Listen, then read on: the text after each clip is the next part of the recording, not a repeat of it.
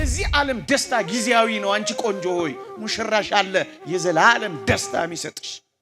ተቅበዘበዝንበት፣ ጠፋንበት፣ ጣዖት አመለክንበት፣ ከቅፉ ራቅንበት፣ ከፊቱ ሸሸንበት፣ ወደ ጎዳናዎች ተርመጠመጥንበት፣ ትተነው ስንሄድ ተከተለን።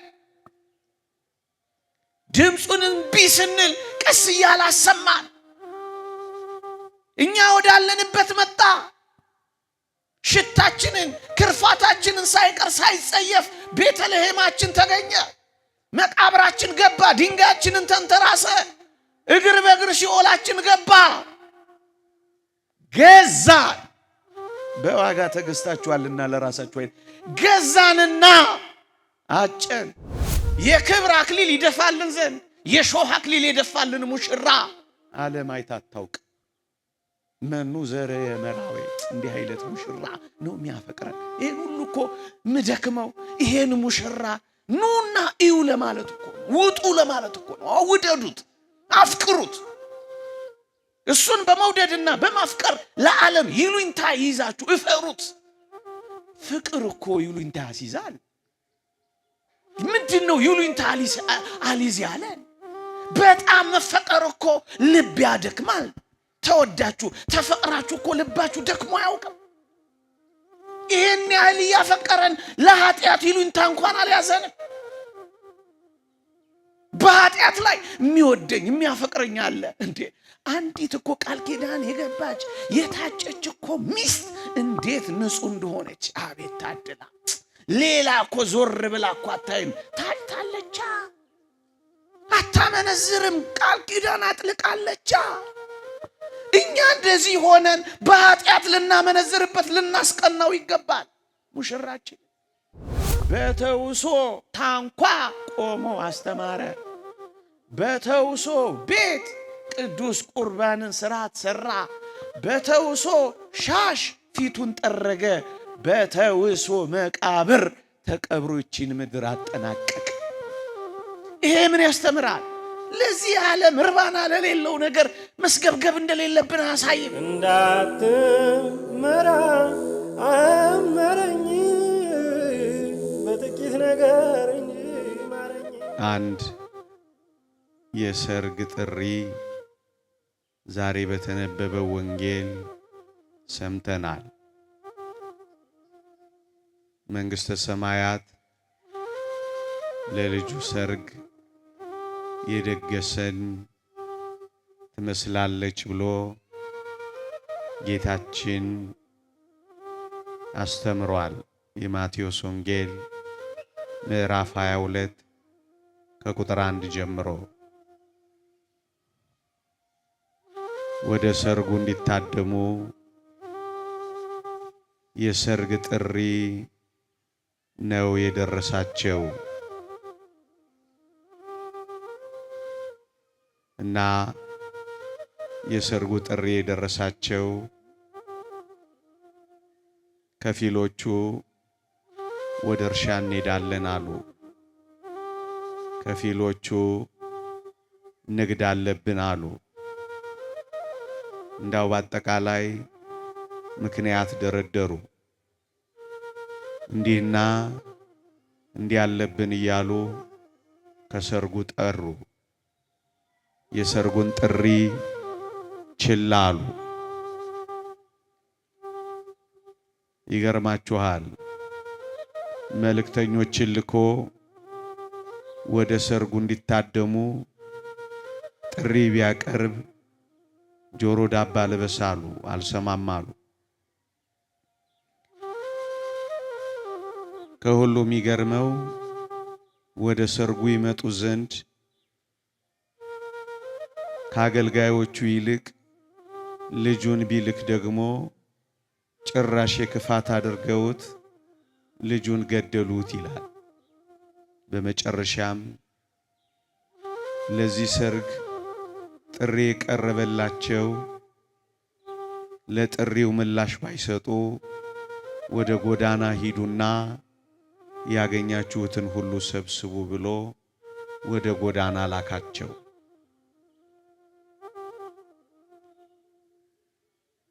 እኔም ዛሬ ለእናንተ በዚህች አጭር ደቂቃ የሰርግ ጥሪ ባቀርብላችሁ ብዬ አሰብኩኝ። ሀተታው ምስጢሩ ሰፊ ነው። እንዲታደሙ ጥሪ ቀርቦላቸው የነበሩት አይሁድ ናቸው። ወደ ወገኖቹ መጣ፣ ወገኖቹም አልተቀበሉትም ተብሎ ተጽፏል። ብዙ የተደረገላቸው አይሁድ ጀርባ ሰጡት፣ ምላሽ ነፈጉት። ቢወዳቸው ጠሉት፣ ወደ እነሱ ቢቀርብ አባረሩት። እጆቹን ቢዘረጋ በፉጨትም ቢጠራቸው ወደ እሱ ዘወር ሊሉ አልቻሉም። እነሱ የዚህን ዓለም ጣዕም ስለቀመሱ ጥሪውን ችላ አሉ። በመጨረሻም ወደ እነሱ መጥቶም ቢሉት ጊዜ፣ ወደ ሰርጉ አልታደምም ቢሉት ጊዜ ወደ ጎዳና ወዳሉት ጥሪ ቀረበላቸው። ይሄውም እጆቹን ዘርግቶ እጆቹን ወዳልተቀበሉት አይሁድ ሳይሆን ጥቂት ቢነግራቸው የሚሰሙ፣ ቃሉን ሲሰሙ ወደሚደነግጡ፣ ወደሚንቀጠቀጡ ወደ ጎዳና ይላል ሕግ ወደ ሌላቸው፣ ታቦት ወደ ሌላቸው፣ ክህነት ወደ ሌላቸው፣ መስዋዕት ወደ ሌላቸው ወደ ጎዳና ይላል ወደ አሕዛብ ሄደ። ገና ሲጠሩ ሰሙ፣ ገና ሲሰበኩ ደነገጡ። እኒያም እነሱ ወደዚህ ወደ ሰርጉ ኑ ተብለው ተጠሩ፣ ታደሙ። ይሄ አጭሩ ታሪክ ነው። እኔ ግን ዛሬ ከዚህ ታሪክና አሁን ከነገርኳችሁ እውነት ትንሽ መለስ ልበልና ምን አለ ለኛስ አንድ የሰርግ ጥሪ ባቀርብ ብዬ አሰብኩኝ። ርዕሴ የሰርጉ ቀን የሚል ነው። እናንት የጽዮን ቆነጃጅት ውጡ፣ እናቱ በሰርጉ ቀንና በልቡ ደስታ ቀን ያደረገችለትን አክሊል ደፍቶ ንጉሥ ሰሎሞንን እዩ ይላል። ስለዚሁ ሰርግ ነው እኔ የምነግራችሁ። ርዕሱን ብቻ ነው ትንሽ ቀየር ያደረኩት። እዚያም የቀረበው የሰርግ ጥሪ ነው፣ እዚህም የተጻፈው የሰርግ ጥሪ ነው። እናንተ የጽዮን ቆነጃጅት ሆይ ውጡ፣ የሰርጉን ቀን ተመልከቱ፣ እናቱ የደፋችለትን አክሊል አድርጎ ንጉሥ ሰሎሞንን እዩ ይላል። ይህም የሰርግ ጥሪ ነው ምዕመናን። በዚህ በመኃልየ ሰሎሞን የተጻፈው የሰርግ ጥሪ ሰሙ ለሰሎሞን ሲሆን ፍጻሜው ግን ለሙሽራው ለክርስቶስ የተጠቀሰ ነው። ንጉሥ ሰሎሞንንና ክርስቶስን ምን ያገናኛቸዋል ካላችሁ፣ ንጉሥ ሰሎሞን የዳዊት ልጅ ነው። የተወደደ መድኃኒታችን ኢየሱስ ክርስቶስም የዳዊት ልጅ ሆይ ማረኝ ተብሏል። ክርስቶስም የዳዊት ልጅ ነው። ንጉሥ ሰሎሞን በእግዚአብሔር የተወደደ ይድድያ ተብሎ ተጠርቷል። የተወደደ ማለት ነው።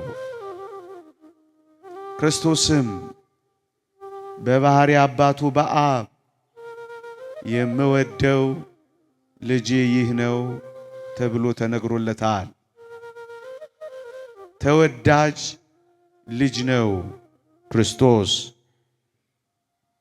ንጉሥ ሰሎሞን እጅግ በጣም ጥበበኛ ነበረ። ታውቃላችሁ። የንጉሥ ሰሎሞንን ጥበብ ለማየት ከምድር ዳር ወደ ንጉሥ ሰሎሞን ይገርፉ ነበረ። መጽሐፋችን የሰሎሞንን ጥበብ ለማየት ብዙዎች ይመጡ ነበር እንዳለ፣ ስለ ክርስቶስ ስም የተጻፈው ከዚህ በላይ ነው። በጥበብና በሞገስ አደገ። ይህንን ጥበብ ከየት አመጣው? የጥበብ የምስጢር መዝገብ እርሱ ነው ተብሎ ተደጋግሞ ተጽፎለታል። ታዲያ ንጉሥ ሰሎሞንን ከክርስቶስ ጋር ምን አነጻጸረው ካላችሁ ሌሎችም ጥቂት ነገሮች ልጨምርላችሁ። በመጀመሪያይቷ የሶሎሞን መቅደስ መስዋዕት የሰዋው የምስጋና መስዋዕት ያቀረበው ንጉሥ ሰሎሞን ነበረ። ቅድስተ ቅዱሳን በምትሆን መስቀልም የመጀመሪያውን መስዋዕት የሰዋው ንጉሡ ኢየሱስ ክርስቶስ ነበረ። ንጉሥ ሰሎሞን የምስጋና መስዋዕት ካቀረበ በኋላ ከሶሎሞን ቀጥሎ ካህናቱ ተከትለው መስዋዕት እንደሰው ከንጉሥ ክርስቶስ ተከትለው የዛሬዎቹ ካህናት መስዋዕት መሰዋት ጀምረዋል። ደግሞም ሌላ ልጨምርላችሁ። ንጉሥ ሰሎሞን በበቅሎ ላይ ተቀምጦ በታላቅ ደስታ ሆኖ 1000 ዓመት ንገሥ ተብሎ ተዘምሮለታል። ንጉሥ ሰሎሞን በመጽሐፈ ነገሥት ምዕራፍ 1 ቁጥር 38 ላይ ታገኙታላችሁ። ንጉሡ ክርስቶስስ ካላችሁኝ ንጉሥሽ በአህያና በውርንጫይቱ ሆኖ ይመጣል፣ በጌታ ስም የሚመጣ የተባረከ ነው ተብሎ ተዘምሮለታል። ንጉሥ ሰሎሞን በዳዊት ዙፋን ላይ ነው የተቀመጠው። ንጉሥ ክርስቶስም የልዑል ልጅ ይባላል፣ የአባቱንም የዳዊቱን ዙፋን ይሰጠዋል ተብሎለታል። ንጉሥ ሰሎሞንን ነገሥታት ስጦታ አምጥተውለታል። ንጉሥ ክርስቶስንም በቤተልሔም ነገሥታት ገብረውለታል። ንጉሥ ሰሎሞን በሂራም ተቀብቷል። ንጉሡ ኢየሱስ ክርስቶስም ለድሆች የምሥራችን እሰብክ ዘንድ ቀብቶኛል ብሏል። ይህንን ሁሉ ስናይ ንጉሥ ሰሎሞን የንጉሡ ክርስቶስ ምሳሌው ስለሆነ ነው። አሁን ወደ ታሪኩ ልመለስ። እናንተ የጽዮን ቆነጃጅት ሆይ ኑ ውጡ፣ በሰርጉ ቀን እናቱ የደፋችለትን አክሊል ደፍቶ ንጉሥ ክርስቶስን ተመልከቱ ነው የሚለው። እናቱ የተባሉ አይሁድ የደፉለትን አክሊል ደፍቶ ንጉሥ ክርስቶስን በሰርጉ ቀን ኑ እዩት ነው የሚለው። የንጉሡ የክርስቶስ የሰርጉ ቀን መቼ ይመስላችኋል ምዕመናን? አክሊል የደፋበት ቀን ነዋ። መቼ ነው ንጉሡ ክርስቶስ አክሊል የደፋው ካላችሁኝ ዓርብ ዕለት ነዋ። የክርስቶስ የሙሽርነት ቀኑ ምዕመናን ዓርብ ነው። የሰርጉ ቀን ያላት ዓርብ ዕለት ናት ምዕመናን። የሰርጉም ቦታ ቀራንዮ ይባላል። የክርስቶስም የሙሽርነት ዙፋን መስቀል ይባላል። ቅዱስ ቄርሎስ ዘእስክንድርያ መስቀል የክርስቶስ የሙሽርነቱ ዙፋን ነው ይላል። ወገኖቼ በመስቀል ላይ በሰርጉ ቀን በመስቀል ላይ የተሞሸረው ሙሽራ በመስቀል ላይ ሰርግ ያደረገው ሙሽራ ኢየሱስ ክርስቶስ። ለዚህ ነው ወደዚህ ሰርግ ነው የምንጠራው። ስለኔና ስለናንተ የተሞሸረ ሙሽራ እኔና እናንተን ለማዳን እኔና እናንተን በማጨት ለመጨረሻው ሰርግ የተሞሸረልን ሙሽራ ኢየሱስ ክርስቶስ በቀራንዮ ነው። ወገኖቼ አንድ ጥሪ አንድ እውነት ልንገራችሁ። እኛ ክርስቲያኖች አይደለን? አሁን እኔና እናንተ ከክርስቶስ ጋር በእጮኝነት ነው ያለነው። ምን ማለት ነው? ለክርስቶስ ታጭተን ያለነው። ስለተጠመቅን ስላመንን ደግሞም ስለቆረብን ከክርስቶስ ጋር ሙሽርነት እናደርግ ዘንድ እጮኞች ሆነናል። መጽሐፍ ቅዱስ ይህን ይላል። አዎ እንዲህ ይላል፣ እናንተን እንደ አንዲት ንጽሕት ድንግል ለአንድ ወንድ ለክርስቶስ ላቀርብ አጭቻችኋለሁ ይላል ቅዱስ ጳውሎስ። ወገኖቼ እዚህ ያለን ሁላችን ታጭተናል። አሁን በእጮኝነት ሕይወት ውስጥ ነን ያለነው ከክርስቶስ ጋር። ቤተ ክርስቲያን ሙሽራዋ ክርስቶስ አጭቷታል። ቃል ኪዳን አጥልቆላታል። ምእመናን ለሰርግ ቀናችን የታጨን እጮኞች ነን እኛ። የማን? የሙሽራችን። ሙሽራችን ማን ነው? የሰርጉን ቀን በቀራንዮ ላይ አድርጎ የተሞሸረልን ሙሽራችን። ሰርግ አለብን ስላችሁ የበጉ ሰርግ ራት ተዘጋጅቷል ስላችሁ እዛ ቅዱስ ዮሐንስ ራእይ ምዕራፍ 19 ቁጥር 7 እስከ 9 ላይ የበጉ ሰርግ ቀን ስለደረሰ ይላል። ቤተ ክርስቲያን ከሙሽራዋ ከክርስቶስ ጋር ተዋህዳ ለዘላለም የምትኖርበት ቀን አላት። ለዛ ቀን ነው እኔ አሁን ጥሪ ማቀርብላችሁ ምእመናን። እንደ አንዲት ንጽሕት ድንግል ሙሽራዋን እንደምትጠብቅ ቆንጆ የሙሽርነት ቀናችንን በተስፋ እንድንጠብቀው ሙሽራችንን እንድንዋሃደው። አንዲት ሙሽሪት የሰርጓን ቀን እኮ በጉጉት ነው የምትጠብቀው፣ በናፍቆት ነው የምትጠብቀው፣ ያለ መታገስ ነው የምትጠብቀው፣ በመቁነጥነጥ ነው የምትጠብቀው።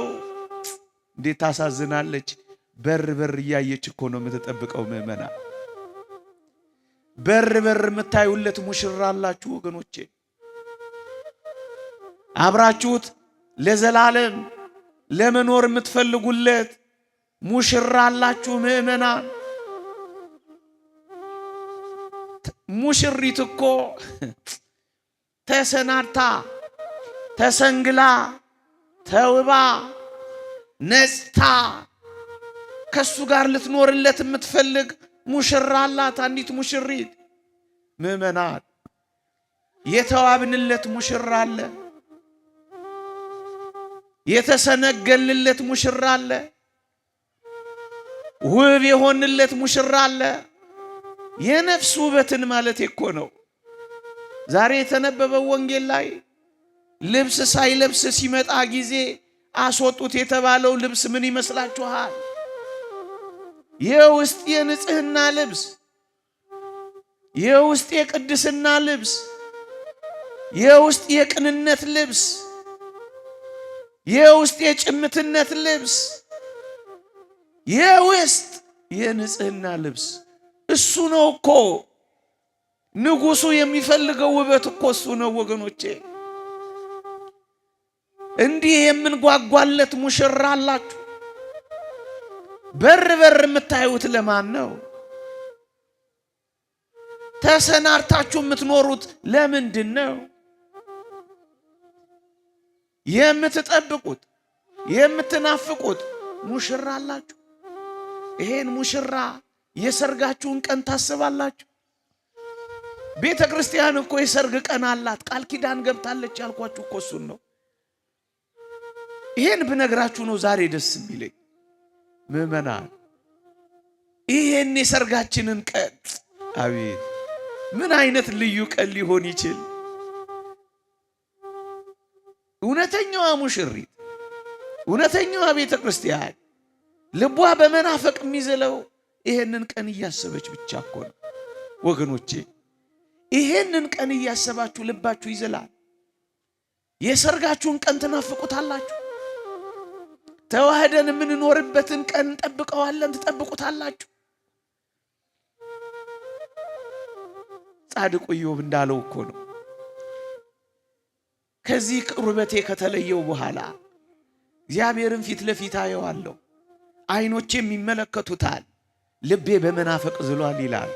እውነተኛ ሙሽሮች የሚናፍቁት ሙሽራቸውን ክርስቶስን ብቻ ነው። ልቤ በመናፈቅ ዝሏል ይልላቸዋል። ልባችሁ በምን ዝሏል ምእመናን? ስለዚህ ዓለም በማሰብ ልባችሁ ዝሏል። ስለ ባለጠግነት መታለል ልባችሁ ዝሏል። ስለዚህ ዓለም ትዳር ስላጣችሁት ልባችሁ ዝሏል። ይሄን ዓለም በማሰብ የዚህን ዓለም ሀብት በማድነቅ ልባችሁ ዝሏል። ይምጣ ይቅር የማይታወቅ እናገኝ እንጣው እርግጠኛ ያልሆነውን ይህ ዓለም አዝሏችኋል። ምንድነው እየጠበቃችሁ ያላችሁት? ይመጣል የተባለውን ይሄንን ንጉሥ ነው የምትጠብቁት? እዚህ ምድር ላይ ሰላም የሚያደርግላችሁ ግድ የለም። ከዚህ ንጉሥ በላይ የሰላም ንጉሥ ኢየሱስ ክርስቶስን በናፍቆት ብንጠብቀው አይሻልም?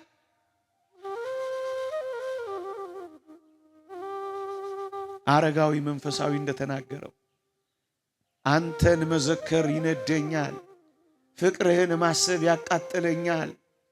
እንደው ይህንን እያሰብኩ ስጽፍ ብዕሬን ስበራት ይለኛል፣ ልቤ በመናፈቅ ዝሏል ብሏል እሱ። ምዕመናን ናፍቆታችሁ ምንድን ነው? በጣም የምትወዱት በጣም የምትኖሩለት በሕይወታችሁ ሁሉ ፕራዮሪቲ የሰጣችሁት ባላችሁ ነው? ልጆቻችሁ ናቸው? ስራችሁ ነው? ንግዳችሁ ነው? ምንድነው? ይሄን ሙሽራ በናፍቆት እንድትጠብቁት ሲጠራችሁ አሜት አቤት አቤት እንዳትሉ ያደረጋችሁ ምንድነው? እርሻዬ እንዳለው ሰውዬ የዚህ የምድር ጉዳይ ነው፣ ወደ ላይ እንዳትናፍቁ፣ ወደ ሰማያዊ ሰርግ እንዳንገሰግስ ያደረገን። ንግዴ እንዳለው የዚህ ዓለም ትርፍና ኪሳራ ነው። ምንድነው ይሄንን ሰርግ ተውበንና ተሰንግለን እንዳንጠብቅ ያደረገን? ይሄን ሙሽራ ከመጠበቅ በላይ ለሙሽሪት ምን አላት? ምንም ስራ የላትም። ወሬዋ ሁሉ ሙሽራዋ ነው። ወሬዋ ሁሉ ሰርጓ ቀን ነው። እውነት ነው። ሙሽሪትን ከዚህ ሌላ የሚያወራት ማን ነው?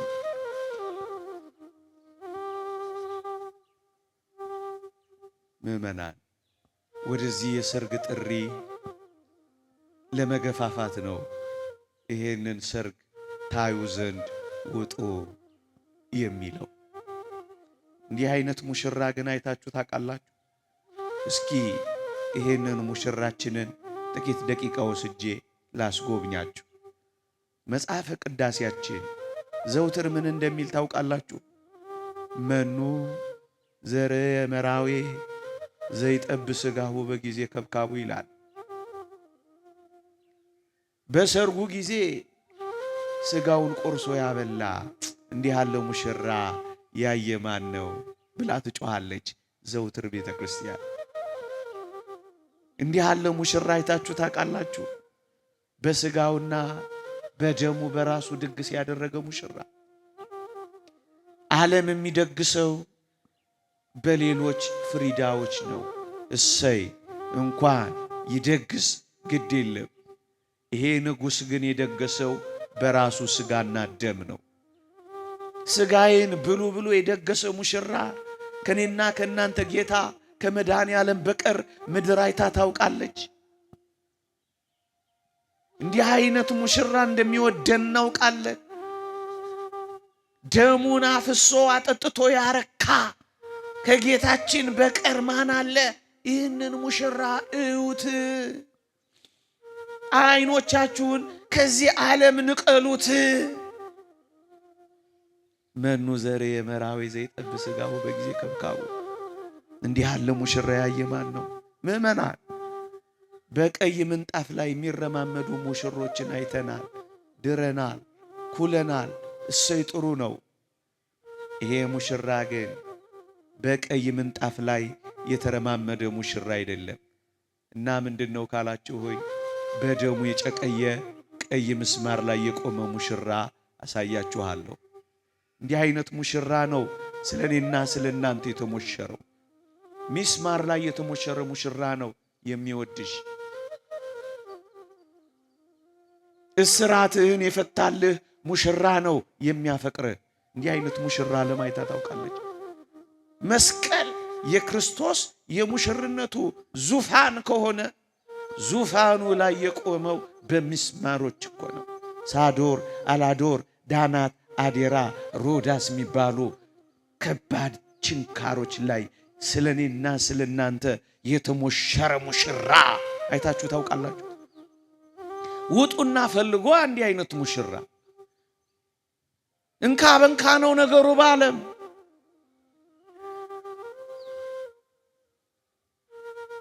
ስንጠላው የወደደን ሙሽራ ኢየሱስ ክርስቶስ ብቻ ነው። አባ እንጦንስ ወደ ምናኔ ሲሄድ ሁለት ሕፃናት የቡድንና የቡድን አባቶች የሚል ጨዋታ ይጫወቱ ነበር ይላል።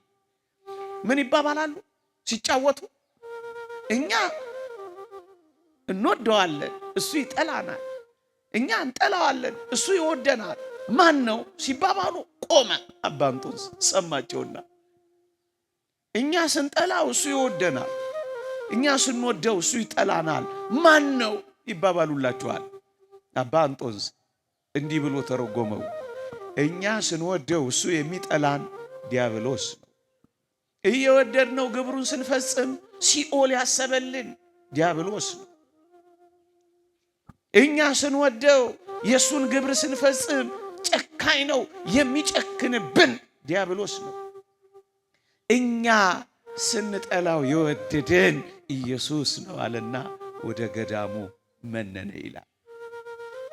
ስንጠላው የወደደን ጀርባ ስንሰጠው የተከተለን ትተነው ስንሄድ በወርቀ ደሙ የገዛን ሙሽራችን እኮ ኢየሱስ ክርስቶስ ነው። ትንቢተ ሆሴዕ ላይ አላነበባችሁ? አግባት አለው፣ አገባት። ካገባት ከወለደች በኋላ ጥላው ሄደች። ከዚያስ ሂድና ወደ ገበያ ውጣና ፈልጋትና አግባት አለው። ሄደ ሊፈልጋት። ከዛስ በጉልምትናና በርኩሰት ውስጥ አገኛት። ምን አደረጋት? እንደ ወጣች ትቅር፣ እንደ ጠፋች ትቅበዝበዝ፣ እንደ ረከሰች ትቅር አላለም። በሶስት ስቅል መስፈሪያ ተኩል ገብስ ገዛኋት አለ። ገዝቷት ደግሞ አገባት። ተቅበዘበዝንበት፣ ጠፋንበት፣ ጣዖት አመለክንበት፣ ከቅፉ ራቅንበት፣ ከፊቱ ሸሸንበት፣ ወደ ጎዳናዎች ተርመጠመጥንበት። ትተነው ስንሄድ ተከተለን። ድምፁን እምቢ ስንል ቀስ እያለ አሰማን። እኛ ወዳለንበት መጣ። ሽታችንን ክርፋታችንን ሳይቀር ሳይጸየፍ ቤተልሔማችን ተገኘ። መቃብራችን ገባ፣ ድንጋያችንን ተንተራሰ፣ እግር በእግር ሲኦላችን ገባ። ገዛን። በዋጋ ተገዝታችኋልና ለራሳችሁ አይደል። ገዛንና አጨን። የተገዛን እጮኞች ነን እኛ፣ በደም የተገዛን። መስቀል ላይ ሚስማር ላይ እንዲህ አይነት ሙሽራ ዓለም አይታ ታውቃለች። ደሞ እኮ አያፍሩም። ክሩሲፊክሽን ይላሉ። ፊክሽን ነው ይሄ ይሉናሉ እኮ። ይፈልጉ አካለ እንዴ! እኛ እኮ አበባ የተነሰነሰላቸው ሙሽሮች ነው የምንድረው። እኛ እኮ አበባ የተነሰነሰላቸው ሙሽሮች ነው የምንኩለው። ይሄ ሙሽራ ግን አበባ አይደለም የተነሰነሰለት። እናስ ምንድነው ካላችሁኝ፣ አክሊል የሚለው እዚህ ጋር እኮ የሾህ አክሊል ነው። አበባው ተራገፈና የሾህ አክሊሉ ተተከለበት። እንዲህ አይነት ሙሽራ ነው የሚያፈቅርህ ወገኔ።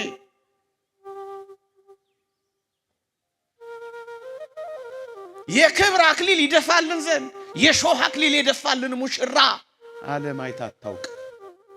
መኑ ዘረ የመራዌ እንዲህ አይነት ሙሽራ ነው የሚያፈቅረን። ይሄን ሁሉ እኮ ምደክመው ይሄን ሙሽራ ኑና እዩ ለማለት እኮ ነው። ውጡ ለማለት እኮ ነው። ውደዱት፣ አፍቅሩት። እሱን በመውደድና በማፍቀር ለዓለም ይሉኝታ ይዛችሁ እፈሩት። ፍቅር እኮ ይሉኝታ ያስይዛል። ምንድነው ይሉኝታ አሊዝ ያለን? በጣም መፈቀር እኮ ልብ ያደክማል። ተወዳችሁ ተፈቅራችሁ እኮ ልባችሁ ደክሞ አያውቅም። ይሄን ያህል ያፈቀረን ለኃጢአት ይሉኝታ እንኳን አልያዘንም። በኃጢአት ላይ የሚወደኝ የሚያፈቅረኝ አለ እንዴ! አንዲት እኮ ቃል ኪዳን የገባች የታጨች እኮ ሚስት እንዴት ንጹህ እንደሆነች አቤት ታድላ!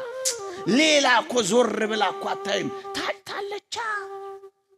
አታመነዝርም፣ ቃል ኪዳን አጥልቃለቻ። እኛ እንደዚህ ሆነን በኃጢአት ልናመነዝርበት ልናስቀናው ይገባል። ሙሽራችን እስከ መቼ አስቀንተሽው እንዴ? እኛ በጣም ውብ ልብስ ያላቸው ሙሽሮችን ድረናል፣ ኩለናል። ያማረ ልብስ የለበሱ ጌጠኛ ልብስ ያሸበረቁ ሙሽሮችን ድረናል፣ ኩለናል። ሰይ ጥሩ ነው። እንዲህ አይነት ሙሽራ ግን በእርግጠኝነት አታውቁም።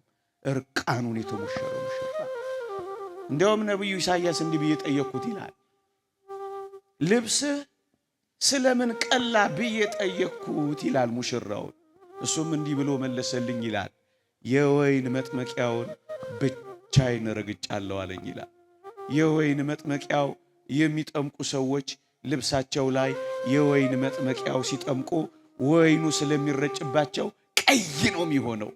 ልክ እንደዚሁ ደም የራሰ ልብስ ያለው በደም በራሰ ልብስ የተሞሸረ እርቃኑን የተሞሸረ ሙሽራ አይታችሁ ታውቃላችሁ? እስኪ ንገሩኝ፣ እስኪ አፋልጉኝ። እንዲህ አይነት ሙሽራ እሱ እርቃኑን ቀርቶ ጌጠኛ ልብስ ያለበሰን የጸጋ ልብስ ያለበሰን ሙሽራ ዓለም አይታ ታውቃለች? አይተሽ ታውቂያለሽ አንቺስ? እንዴ እኛ እኮ ከስር ከስር ሚዜዎቹ ሜካፕ የሚያደርጉላቸው ላባቸውን የሚጠርጉላቸው እንደሱ እኮ ነው የምናውቀው። ይሄ ሙሽራ ግን በሞቴ ታውቃላችሁ። አዲስ ነገር አልነግራችሁ፣ በቃላትም ለመራቀቅ እየሞከርኩ እንዳይመስላችሁ አይደለም።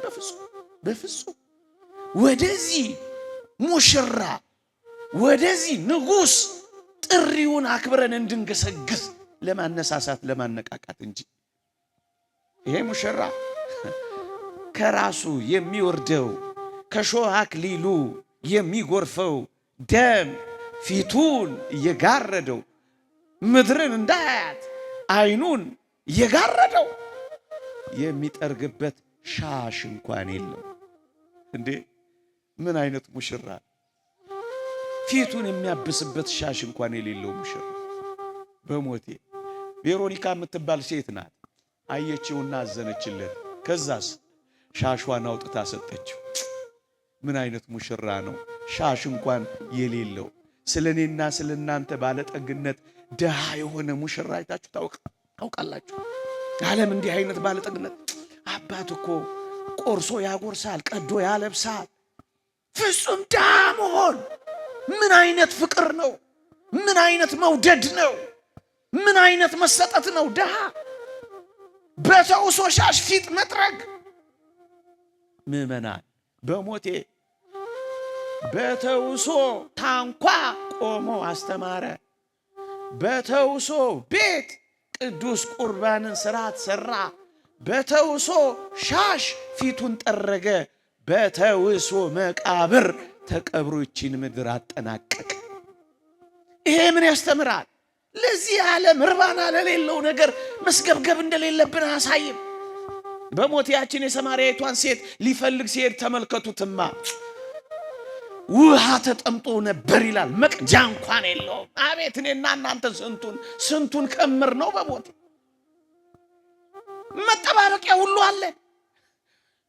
መቅጃ ውሃ ብቻ አይደለም፣ ምግብ ለዚህ ዓለም ያን ያህል መሆኑን ለማሳየት ይላል ቅዱስ ዮሐንስ አፈወርቅ ስንቅ እንኳን መያዝ ተተው ነበር ይላል። ምግብ ቁም ነገር እኮ አይደለም። እኛስ ቁም ነገራችን ምግብ ሆነ፣ ቁም ነገራችን መጠጥ ሆነ፣ ቁም ነገራችን ልብስ ሆነ። ከዛስ ሙሽራችንን ረሳ ነው የእግዚአብሔር ቃል። የዚህ ዓለም ባለጠግነት ማታለል፣ የዚህ ዓለም ሐሳብ ቃሉን አነቀው ይላል። ጥሪውን ያነቀው ዓለም ነው። ያው የማትሞላ ዓለም። እስኪ ምን አተረፋችሁ? ይሁት እስኪ ምን አላችሁ? ሰው የሌለው አላችሁ? እንደውም ብዙዎቻችን ሰው ያለው ነገር አሁን እኛም እንደዚህ ሆነን ነው ከክርስቶስ የምንርቀው። እኔ አዝናለሁ። እውነት ያሳዝናል። እውነት ያሳዝናል። የትኛው ዓለም ነው አሁን እኛን ያባበለ? የትኛው ዓለም ነው አሁን እኛን ከክርስቶስ ከሙሽራው ያዘገየን? ምዕመናን በጣም ይደንቅ፣ በጣም ይደንቅ። መኑ ዘር የመራዊ ዘይጠብ ሥጋው በጊዜ ከብካ። እንዲህ ያለ ሙሽራ ያየ ማን ነው? ይሄ ሙሽራ ነው እኔና እናንተን የሚጠራው። ሙሽራ መሆኑን ላሳያችሁ።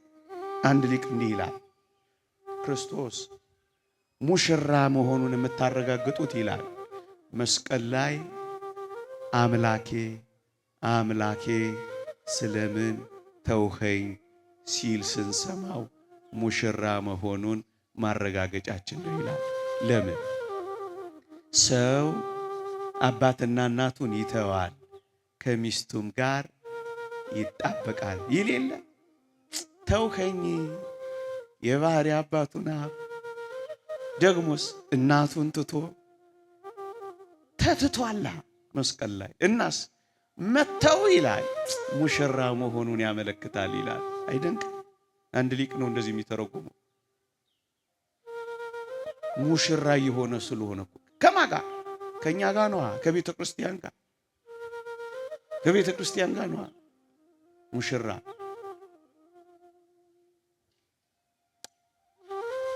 እኔ እነዛን ሁሌ ብናገርላቸው አረካ።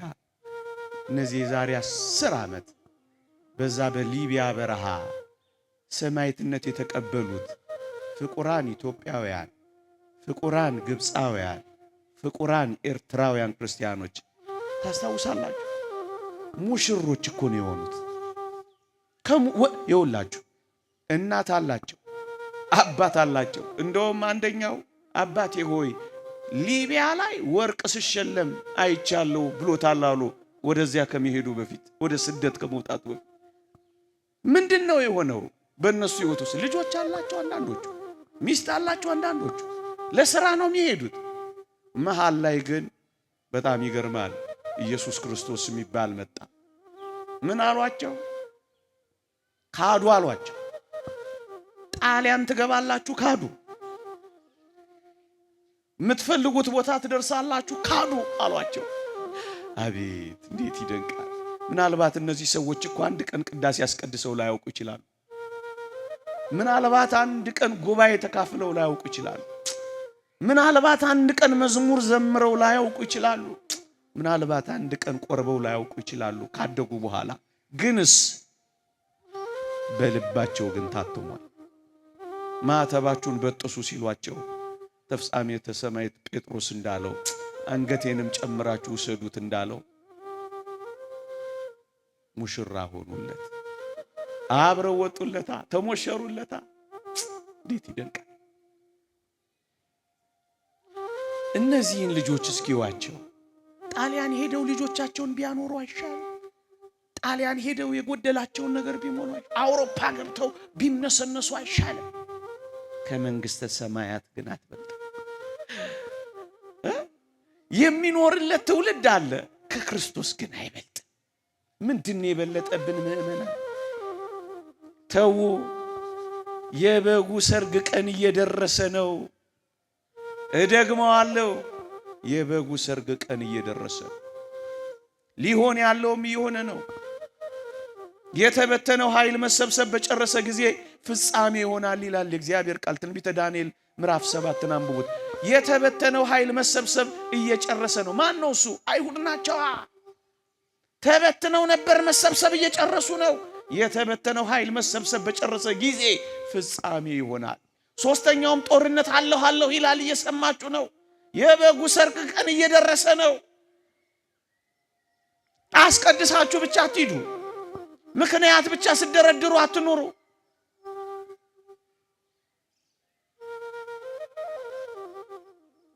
ሌላ ደስታ አትፈልጉ። በግብፅ ከሚኖር ጊዜያዊ ደስታ ይልቅ እኮ ነው የሚለው እንደ ሙሴ አይነት ጭካኔ ጨክኑ ወጣቶች።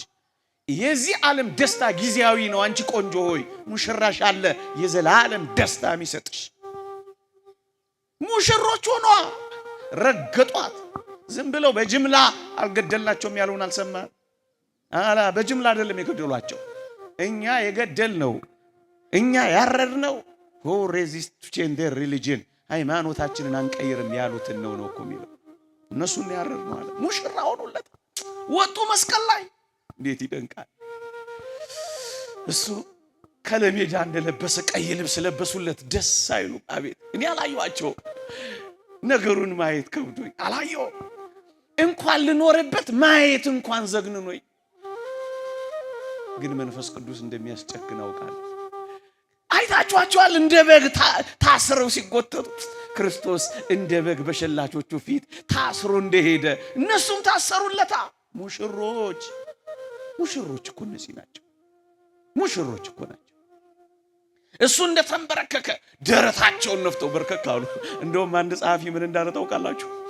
ገዳይ የሚመስሉት እነሱ ገዳዮቹ አፍረው ተጨንቀዋል። እነዚህ ሟቾቹ ግን ጀግና ሆነው ሞተዋል እኮ ነው ያለው። አቤት ክርስትና እንዴት ትጣፍጣለች! ገዳዮችን እኮ ታስፈራለች። ሰይፍን እኮ ታንቀጠቅጣለች። እሳትን እኮ ታርበደብዳለች። ክርስትና ኃይሏ ታላቅ ነው። ነበልባል ያበርዳሉ፣ እሳት ያበርዳሉ፣ አንበሳ አፍ ይዘጋሉ፣ ከአንበሳ ጋር ይጫወታሉ። አንበሳ አጫዋቻቸው ይሆናል። እንደሱ ነው እኮ የሚሆነው። ሙሽራ ባካችሁ ወደዚህ ሙሽራችን እንገስግስ። ከርኩሰታችን እንውጣ፣ ወደ ንጽህና እንገስግስ፣ ወደ መጠበቃችን። ሙሽሪት ተጠብቃ እንደምትኖረው ተጠብቀን ወደምንኖርለት እንምጣ። እሱ ሙሽራ፣ እነሱ ደግሞ ሙሽሮች ሆኑለት እኮ። በሞቴ አንዲት ቀለበት ያጠለቀችን ሴት የትኛው ወንድ ነው ቀና ብሎ ማያት? አሁን ነው ደፋራም ወንድ የበዛው እንጂ ቀለበት እኮ መከበሪያ ነው። ቀና ብሎ የሚያይ ወንድ እንኳን ነው የሚያሳጣው። ቀለበቱን ያጠለቀች ሙሽሪት ማን ቀና ብሎ ያያት? ንጽህናን ካጠለቅሽ እርኩሰት ቀና ብሎ አያይሽም እቴ።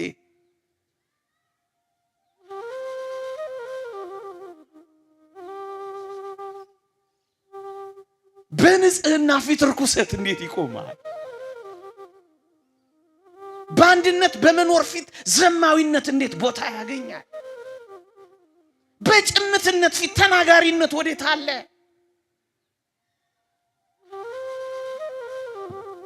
በሰጪነት ፊት ሌብነት ይኖራል ብለህ ታስባለህ? ይኮሰምናል እኮ ይኮሰምናል። ነውር አይገኝም፣ ያፍራል። ሙሽራ ስንሆን እኮ እንደዚህ ነው።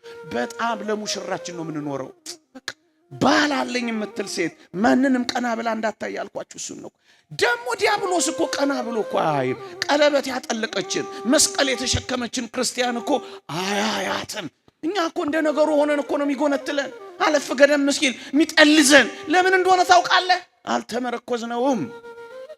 በትርና ምርኩዝ እነርሱ ያጽናኑኛል። መጽናኛችንን በካልቾ ጥለነዋል። የእንደ ነገሩ ሰዎች ሆነናል። ወይ ክርስቲያን አልሆን ወይ ደግሞ ሌላ አልሆን፣ በሁለቱ መካከል የምንዋለን። ወይ አልጨከን እንደ ሴትየዋ ነግሬያችሁ እንደሆነ አላውቅም። ከዕለታት አንድ ቀን መጥቼ ነግሬያችሁ እንደሆነ አላውቅም። ግን አይገርም ባል ሞተባቸው አሉ ሴትየዋ። እንዲህ አይነት ሐሳብ ሲመጣ ትዝ ይሉኛል እኚህ ሴትዮ። ባል ሲሞትባቸው ጸጉራቸውን ተላጩት አሉ። የተላጩት እንዴት እንደሆነ ግማሹን ተላጩት፣ ግማሹን አሳደጉት። ባል ሞቷቸው እኮ ነው። እንዲህ አይነት አለጫጨት እናንተም አይታችሁ እንደማታውቁ ተስፋ አደርጋለሁ። እኔ ነገርኳችሁ እንጂ ሲያንቀዠቅዠኝ በጠዋቱ ይሄን አሳደጉት፣ ይሄን ተላጩት። ምን አይነት አለጫጨት ነው? ሰፈሩ ጉድ አለ። ድርተኛው ተጨነቀ። ቆይ ሰልስት ይለፍ ጉድዋን ነው የምናፈላውን ጠይቃታለን ብለው ሄዱና በሰልስቶ ምን ሆነሽ ነው እንደዚህ ግን የተላጨሽው እንደዚህ የተቆረጥሽው አሏት አሉ። ሴትዮይቱ ምን አለች አሉ። ምን ላርግ ባሌ ቢሞት ባዘን ተላጨሁት አለች አሉ። የተላጨችውን ክፍል እየነካች ምን ላርግ ልብ ያልቆርጥ ብሎኝ ባል ባገኝ ብዬ አሳደግኩት አለች አሉ። ያው ሳቅሻለ ልብ አልቆርጥ ብሎ እኮ ነው አሁን እዚህ የምንሰብከው። ልቡ የቆረጠ ክርስቲያን ነው ኃጢአትን እምቢ የሚል መንፈሳይ ይላል ኤፍሬም እሸቴ መላኬ ኤዶም። መንፈሳይ ይላል። መንፈሳዊ መሳይ አስመሳይ እንደማለት ነው። እንዲህ አይነቶቹን በቃል ኪዳን የሚጸኑትን በንጽህና ፊት ርኩሰት አያቸውም ያልኳል። ዲያብሎስ እንኳን አያት። አንድ ነገር ነግሬያችሁ ብቻ ላብቅ። አባ ፋም ስለሚባል አባት ያነበብኩት ታሪክ እንዴት ደስ ይላል። አባ ፋም በብዙ ተጋድሎ የኖረ አባት ነው እና የመጨረሻ የሰማዕትነቱ ቀን ስትደርስ ምን እንዳደረገ ልንገራችሁና ላብቃ። ብዙ ዘበዘብኳችሁ በጠዋቱ በማለዳው። አባ ፋም የሰማዕትነቱ ቀን ላይ ነጭ ልብስ ለብሶ ወጣላችሁ። ነጭ ልብስ። ወንድሞቹ ተገርመው ለብሶት የማያውቅ ልብስ ስለሆነ አባ ፋም ዛሬ እንዴት ነው የለበስከው አሉት ይላል። አባ ፋም ምን አላቸው አሉ። ልጆቼ ሆይ ዛሬ የሰርጌ ቀን ነው አላቸው።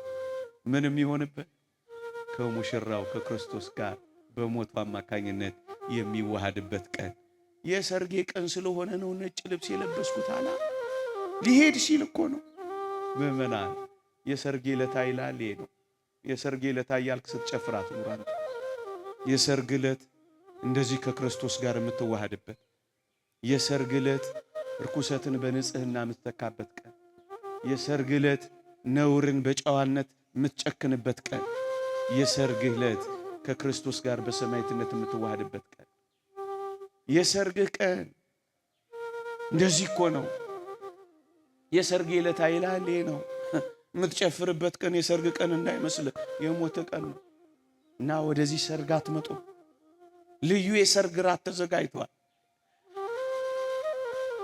ልዩ ነጭ ልብስ ያለብሳቸዋል። ልዩ መናን ይሰጣቸዋል። ልዩ ዙፋን ያጎናጽፋቸዋል። ልዩ ክብር ይደርብላቸዋል። የዚህ ዓለም ሰርግ ምናልባት ጥቂት ቀን ደስታ፣ ብዙ ቀን ለቅሶ ሊሆን ይችላል ወገኔ።